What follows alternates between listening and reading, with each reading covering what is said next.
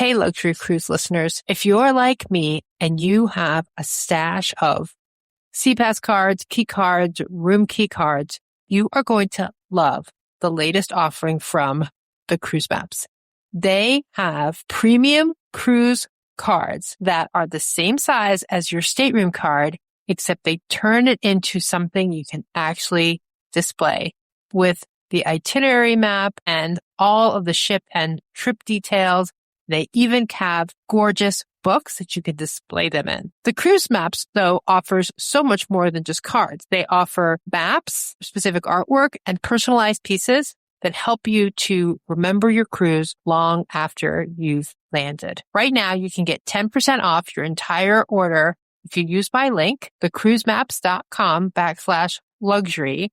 That's thecruisemaps.com/luxury. So whether it's your first cruise or the 50th cruise, I know that you're going to find something you love at the Cruise Map. Time to talk about luxury cruising, from sweet, so sweet to ships elite. Come explore the world in style with me on Luxury Cruising, the podcast. Welcome back to Luxury Cruising. I'm your host, Krystal Sodaitis, and I've got a massive treat for everybody today. Sydney is here from the River Cruising Masterclass podcast. Sydney is here to share with us all of her amazing insights and knowledge all about river cruising. Sydney, if there's anything else you'd like the audience to know about you, please share with us now. Yeah, I guess good morning, good afternoon, good evening, whenever you're listening. My name is Sydney Skellinger, and I have been a cruiser for life. But I fell in love with river cruising in 2021 when I went on my first one. And I said, I'm going to make this my entire life goal to go on every single one of them. And so that is what I have been working towards. And so I created the River Cruising Masterclass as just a way because there's so many questions that people have. And there's so many different cruise lines. And so I'm really excited to be able to share that now. I know that Krystal said she's never been on one. So we're just going to kind of use this as convincing her to go on a trip is what I'm going to base this off of. Awesome. Yeah, I don't need convincing. My kids, on the other hand, need convincing. So if they were to listen to this podcast, let's start with that, because last week's podcast was all about river cruising with kids. Okay. And so I have river cruising hesitant kids. How would you say I should go about starting to convince them to river cruise? How old are they? I have a 17-year-old and a 12-year-old. And I can tell you that some of their hesitation is that there won't be other kids. I won't make friends. I'll be bored. I think the problem is that people hear the word cruising and assume that it's going to be like the huge ships. I think the first thing that I tell people when we talk about river cruising is to compare it more towards a boutique hotel that travels with you versus an actual cruise ship, because it's more of a boat than a ship in that front. I always say it just looks like a ginormous houseboat. It's just like 4 or 5 put together. So you are going to have that concern. There are specific cruises that will be specific that have children. So there are 3 different cruise lines or people that do it. You're going to have Taup has their Bridges program. And what they do is they actually are going to make it more kid intensive, kid focused. And that age group that you're talking about is perfect. It's a lot of multi-generational families that go. Taup does it. Uniworld has a program, and then Adventures by Disney. There are some cruise lines that don't accept children. And then there are also some that have age limits. So if you're not going to go during those specific times that are for children, the likely chance of you seeing them is rare. I do go on a lot of Christmas markets cruises, and you'll see the multi-generational families there as well, like at Thanksgiving, Christmas markets, summer, you're more likely to see some children, but there's not going to be a kids club. There's not going to be anything like that. So being able to change your thought process to be like, well, you wouldn't have a kids club at a hotel because every day you are out exploring the locations, that it's not really a cruise ship. It is the hotel that goes with you so you don't have to pack and repack every day. That would be my main distinction behind it. In today's world, I feel like we have 2 sets when it comes to cruising in general. You have the ship has become the destination or the ship takes you to the destination. So like you have those ginormous large ships and then you have these like smaller luxury river cruising small ship products. And those are the two differences. Cause like I probably would get lost even on day 7 if I was on the Icon of the Seas by Royal Caribbean. And an hour into a river cruise, you're going to know where every single thing is. Yeah, I love that distinction and sort of framing it almost as a, look, this is a land vacation. We're just moving from location to location on a ship instead of on a train or on a car or on a bus. Exactly. And that means that you also get to spend more time in destination because on average, you're waking up in port and you're leaving late at night. There are some times where it's even overnight. You're there overnight. Like if you're on the Danube, Vienna usually is an overnight for some cruise lines. So it is more of focusing it that way than it is saying that you're going to find your next best friend. I've been on cruises my whole life, so I totally understand that, but it's just a different feel on that part because you're never going to be able to see the destinations you see on a river cruise on a large ship. Yeah, totally. You mentioned Uniworld. Tell us a little bit about Uniworld. I haven't had anyone on the podcast yet that has sailed Uniworld. And do you consider that a luxury line? Yes. I break down river cruising into 4 categories. I consider we have ultra luxury, premium plus, and then premium. I don't really consider any river cruise in general to be considered anything less than premium because of all the inclusions and how small the ships are. But I would consider Uniworld a luxury product because of what they do. So with Uniworld, they have a very specific clientele, and I love that for what they do. I always say like ostentatious is really the best way. So they design their ships based on where they're going. Their cruise that goes on the Seine, the ship looks like a Parisian hotel. I did them on Egypt and it looked like a night market and it had all these beautiful colors. And it's just, you know, like Marie Antoinette threw up on it is kind of their vibe and they have so much fun with it. And I love that. They also are going to be on the smaller end. River cruises are very much stuck in how much space they have because they have to go through the locks. So on a typical cruise, they're all the same size, but the question is how many people are they putting in those ships and what are the things they're putting in as well? So the max that I've seen is 190 and it goes down to 110 for your cruising. And so that's 80 more people or 40 rooms that are being taken out and what things they're putting in, either larger rooms, more local space around you and things like that. So that's kind of those pieces as well as inclusions. So Uniworld does a really great job of finding unique excursions. Almost all of the excursions are included. There's like 1 or 2 throughout the entire voyage that is not going to be included, but you're given multiple options. And they also do fun things like on the Rhine River, they'll do a castle dinner. And so everyone will get off the ship. They'll have an exclusive dinner. And so they're going to do those little like add-ons as well, which are a lot of fun. Yeah, that sounds awesome. And so the world would be on the smaller side, closer to that 110. So within the ship, even though I don't think any luxury river cruise feels crowded, but you feel like you have even more space. Yeah. So it's basically Viking has the most, and that's going to be at 190 people. Riverside is the smallest with 110. And then everyone kind of flits in between. Uniworld on average has about 140 to 150 people on board. Yeah, exactly. So they have a great set there where you have less people on board. They can play with a lot more rooms. The rooms are usually a little bit bigger. And so you just have that going for you as well. They don't have balconies though. Most of their ships don't have your traditional balconies that have the French balconies. So that's something to look for as well. If that's something that is important to you, there are other products that have catered more to the American market in wanting balconies. Scenic, ironically, which is an Australian cruise line. Ama Waterways has some balconies and there's a bunch of other ones, but those are just the 2 that I'm thinking of right off the top of my head that have them.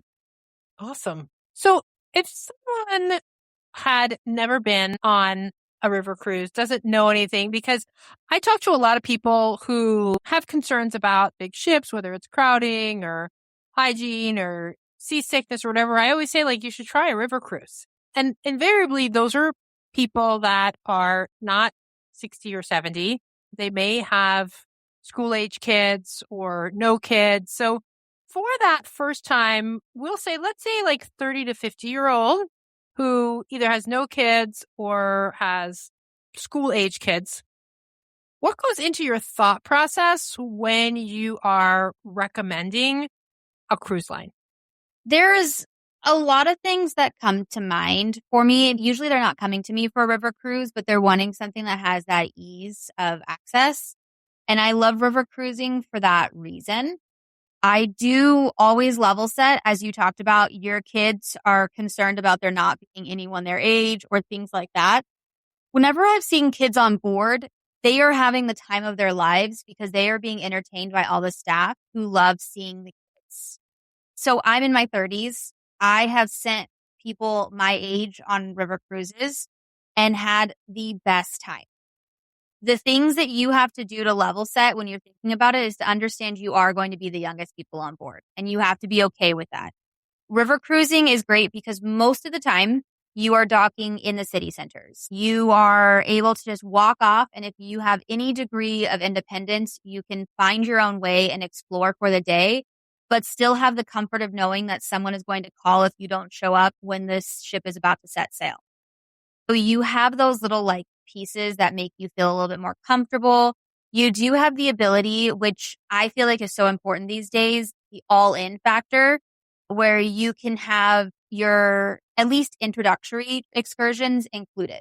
So you don't have to worry about that. You also have your meals included. So there's these little extra pieces that go into it that make it easier to think of river cruising as a great trip. If they have kids, I think it will also have a discussion of what they're expecting from the cruise lines for the kids. Are they wanting it to just be like a hotel where they are full autonomous of their children? There's not going to be someone that they need to drop them off at a kids club because it's just not going to be there. And most of the time you have to be very particular because very few cruise ships have rooms that hold triple or anything like that, or even connecting. AMA Waterways is usually the first one I will go towards because they're the cruise line that's actually used by Adventures by Disney. And so they kind of have that great middle ground.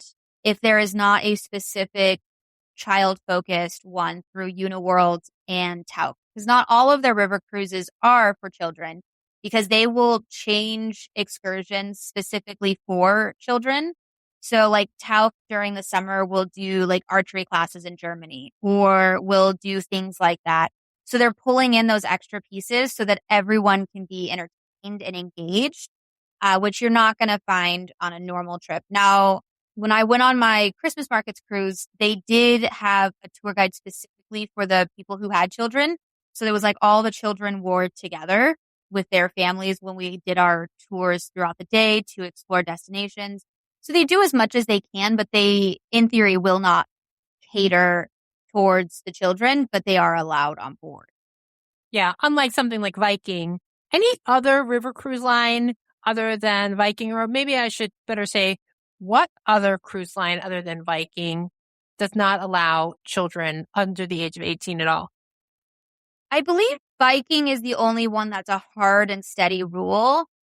I think maybe Scenic, if I remember correctly, I think they're like 16 and over. So as close to 18 as you can get. But I will tell you that like I wouldn't not pick another cruise line just because you're worried about seeing children, because you just don't see them that often. And if you do, it's 3 or 4. It's not like they're running around on the pool deck and having the virgin margaritas and just going crazy, because it's a different vibe. And usually the people who take their children on a river cruise, the kids are well traveled. And so they know more how to act than those that just have way too much sugar. Yeah. I'm thinking of spring break on a contemporary cruise line where the kids are just sort of like running crazy. And those are the times I'm running to the adult only sections. So Alma has connecting staterooms. Any other cruise lines come to mind that tend to have some connecting staterooms? Because that may not only be for children. I mean, if you have elderly parents that maybe you want to cruise with them, but might need some additional help, that's another time where a connecting stateroom might be helpful. So any other cruise lines come to mind that have some connecting staterooms? Yeah, Riverside has connecting staterooms on the Mozart, which is the one that's on the Danube. I know that there are some, usually it's like the suites are connected to a more basic room. So like a suite and then like another room. There's usually one or two, but at that point, you're going to be talking about more money than it would be just to be in the rooms right next to each other and like split keys because you don't really need your keys for anything else. If that was a concern, even on the cruise lines that have the kid-friendly cruising, they have specific ships. So Tauck and Uniworld will have a specific ship that has some connecting rooms so that they can do that as well. But it's not going to be on every single one of them. And those rooms would probably be something that I would book as far in advance as I could because they can still be booked by normal passengers. And if they are, they're very reluctant to move them to allow you to have a connecting room because then they have to give something to that other client as a reason why they're moving. Even if it's like you're doing this for, this family to be on the ship together, they're going to be like, okay, well, what are you going to give me? I wanted that specific room. And so the cruise lines themselves are very reluctant to do that. So for people who might be transitioning from ocean cruising to river cruising, what are some of your best pieces of advice? I think it's not taking your perception of ocean cruisings into the river. Because as I was talking about before, it's a completely different feel on how you're going to do it. I really consider river cruising to be a land tour that you just have your hotel moving with you because it doesn't feel anything like ocean, especially if you're doing like the mass market. If you're doing those really large cruise lines, it's not going to feel at all the same because the river cruising has at best 2 to 3 restaurants on board. Most of the time, every single meal is going to be in the same restaurant. They're going to rotate the menu to the locations you're going, just like they would on a cruise line. But you're not going to be like moving or changing things up. When we went on my first cruise with my mom and Viking doesn't really have a shopping area, she was aghast because there was no shopping on board because they cut that room out for something else. Some of the other cruise lines, will have a cute little shopping area, but that's not what they're putting the priority to. Same with Viking doesn't have a spa. Now, a lot of the other ones do where you have like one masseuse that will do the massages for you. And those are just some of those little things. You have to be very careful because some of the river cruise lines don't have pools or spas. Some of them do, but that's something where if you're thinking that you're going to lay out on the deck, that's really not what this kind of experience is. You are as active as you want to be, but you can be very active. River cruising, they say, is for older adults. So it's like, oh, I'll go on that when I'm in my 70s and I can't. But a lot of river cruises now have bike rides. They have hikes to castles. You are doing something every day because there are no sea days. So you are exploring a brand new city. You're exploring a brand new area of this river. And there's so much like history and culture and, new food to try. So it really is a completely different sort of feel. And that's one of the reasons that I really enjoy it. But those are just kind of the pieces that it's like, it's not going to be that same experience. There's going to be none of those bells and whistles that you see on a huge cruise ship are going to be on the river because they're focusing. One of the cruise lines always says like, ocean cruise ship will take you to a destination and river cruising will take you through it. So that is what their main focus is for you to experience the destination because the ship itself is not. The ship is purely there to get you from point A to point B. They do have like an $80 massage on some of the cruise lines that I have taken full advantage of because they don't price gouge like Carnival or any of those other ones do for $300 for a 90-minute massage. But those are just some of the things that I would say is like key tips.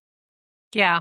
If someone is completely naive to cruising, has never cruised before, which do you recommend as the one to start with? Would you recommend starting with river and then maybe moving to ocean, or vice versa? I think it depends on the person. A lot of river cruise people who've never done ocean before are not cruisers in general, right? As you talked about, for those people who say that I don't want to be with a bunch of people on board, like it's not my vibe, it's not how I feel, I would direct them towards like the premium cruising or river cruising. It really just depends on what you want from a trip. Because if I go on a large cruise ship, I'm going to be expecting some relaxation time. I'm going to be expecting to lay out by the pool a couple of days.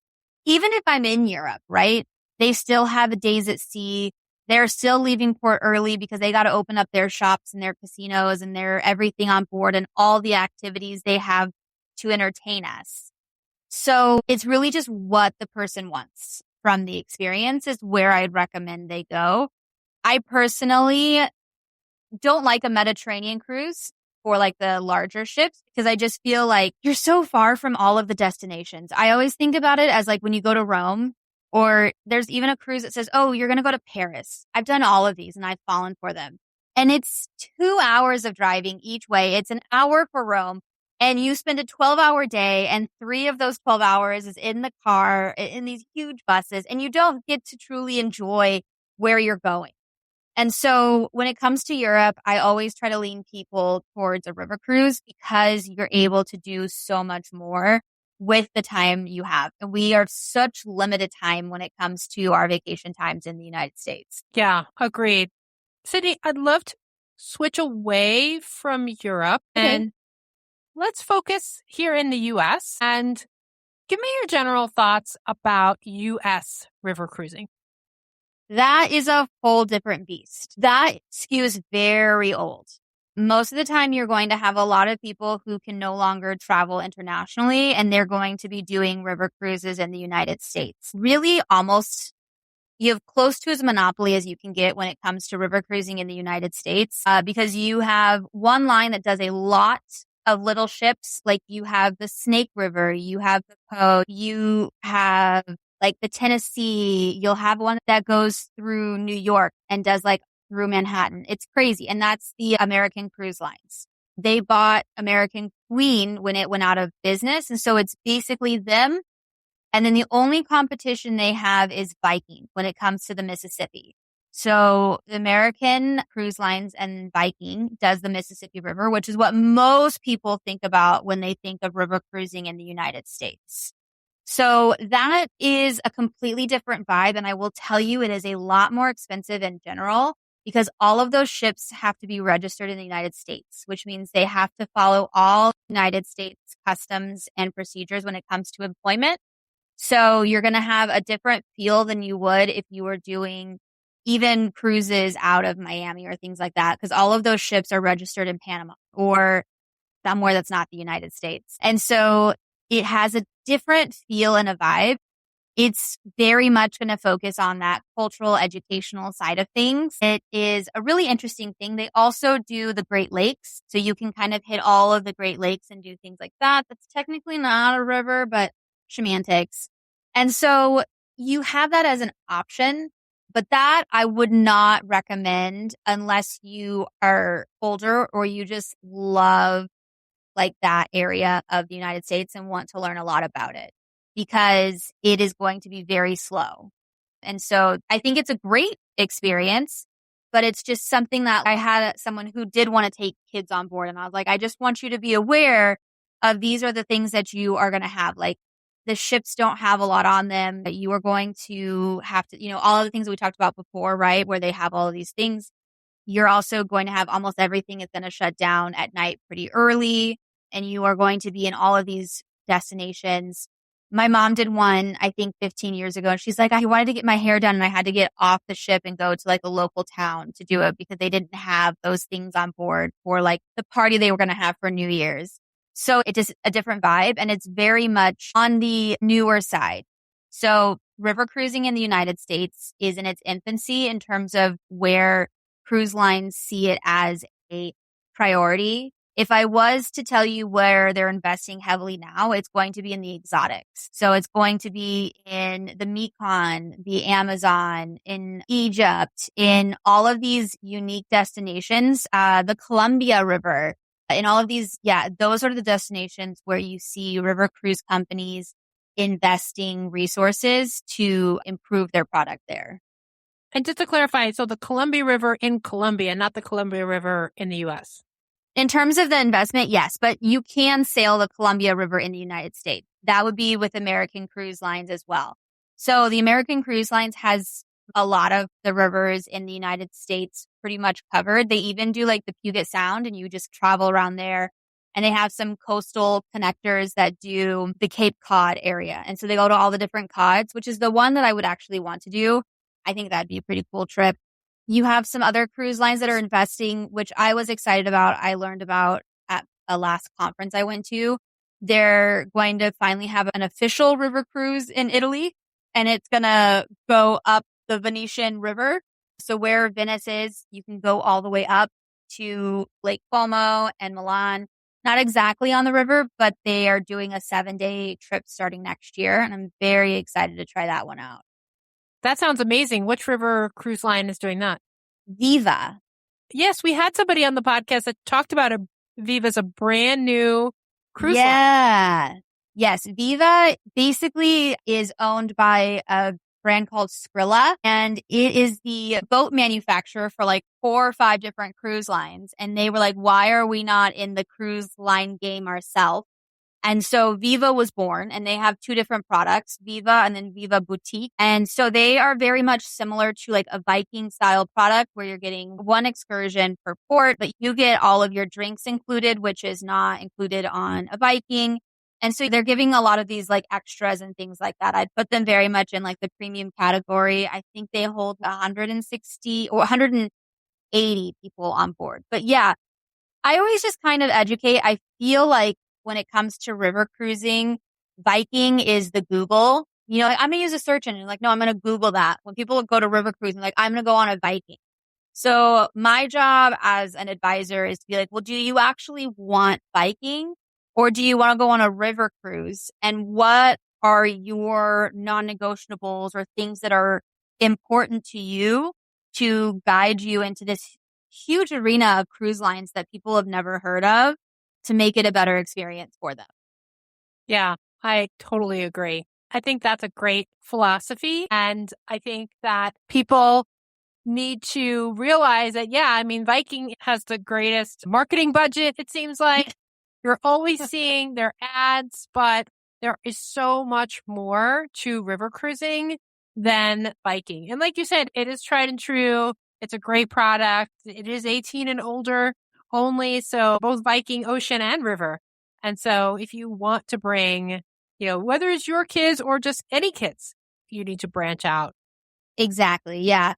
And that's just it, where it's like you, again, have to be cognizant on what your kids want, because you have to have kids who are interested in history. Like the things that I learn now are like, oh, this is what I was supposed to learn in high school history class, and I never did. But it's so much cooler to do it in destination, to learn about the Habsburg dynasty and how they ruled and how they literally created their own Palace of Versailles in Vienna, and putting all of these pieces together and seeing it. And the United States celebrated its 250th this year. And then you look over in Europe and they're like, what is 250 years? Peasants, which we are, I guess. And then I went to Egypt over New Year's, and they're talking about BC and how much stuff they've done and created in the world. And it's so interesting to just see how everything connects, and just how young as a society we are, but how interesting the world was before and after.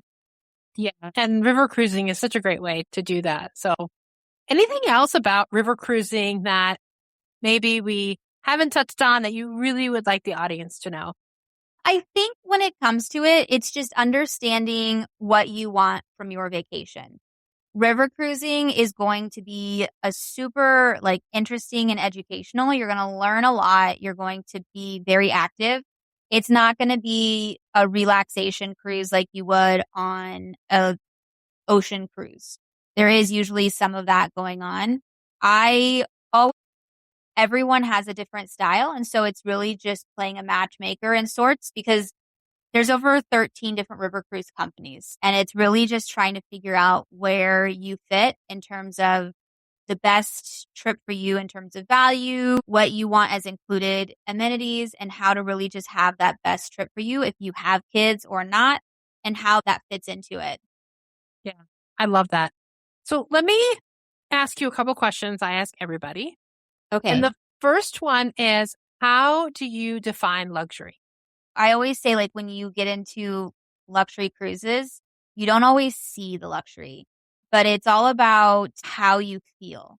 It is not about, like, oh, this is this because of that, but it's those additional touches that people do and that personalization. So I'm going to say luxury is personalization, because when you get into that thing, you can have a lot more experience with private excursions, private inclusions. I think about the best hotel I've ever stayed at, which was on the end of a riverside cruise, which was staying at the Palace of Versailles, where you literally stay inside the grounds. You get exclusive access while you're there to go after hours, to go to do a tour. And that to me is luxury, because it's the exclusivity, it's the personalization, it's everything that like the hotel does and these things do to make a better experience unique to you.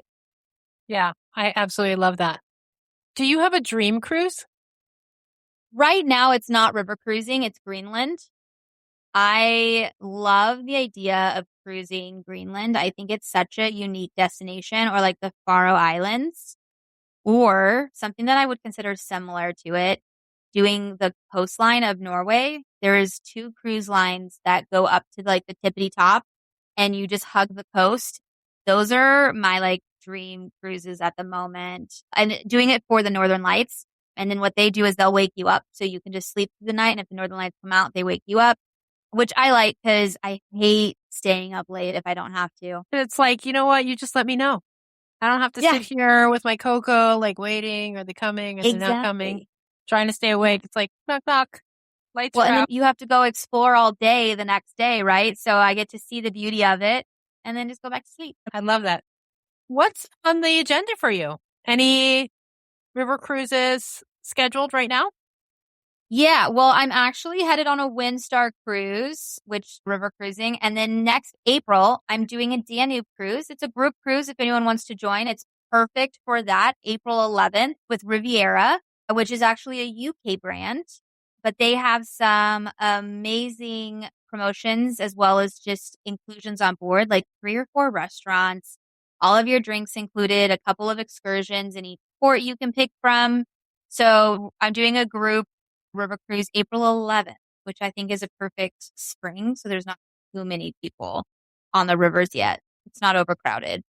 Yeah, not too hot. Exactly. I don't have to worry about this heat wave that's going on right now. Yeah, April's are really good. Sometimes it can be cool, but it's usually not oppressively hot. It's like you can dress for cool weather, but hot, sometimes it's hard to escape. Exactly. Okay, I will tell you, since I forgot to mention this, one of the things that I get asked a lot about river cruising and everyone is super concerned about is low water or high water or their trips being canceled because of it. And it's kind of apropos because that's exactly what's happening right now. In an average year, that happens less than 5%. So I always kind of tell people, I'm like, yes, there's always a possibility of something happening. Cruise lines have a lot of like back pocket situations where they've planned for this and they have contracts in place. A lot of the cruise lines are also connected with tour operators, which makes it a little easier. I always just say that it's usually on average less than 5% of cruises have this affect them. But I know that is one of the biggest concerns and problems when it comes to river cruising. And so I just thought of it as we were talking about my next trip. Yeah. That's good to know, especially as we're recording this. There is a lot in the news around. I think the Danube especially is particularly low. And both are from this extreme heat wave. Yeah. And the truth is, a lot of times, it's not that it's canceled, but instead of being able to float from one destination to the other, they put you on a bus because most things are connected with roads as well. So not ideal, but you do still get to see some of those destinations. Yeah. What they're doing right now basically is they're playing like a connect the hotel rooms. I had a client who just did it on the Rhine where halfway through the trip, they had to pack up their room. They left their suitcase on the bed. And while they went on an excursion to Heidelberg all day, they met a new ship. Their stuff was already in their room. They had the same staff. The staff went with them and they basically just like switched hotels.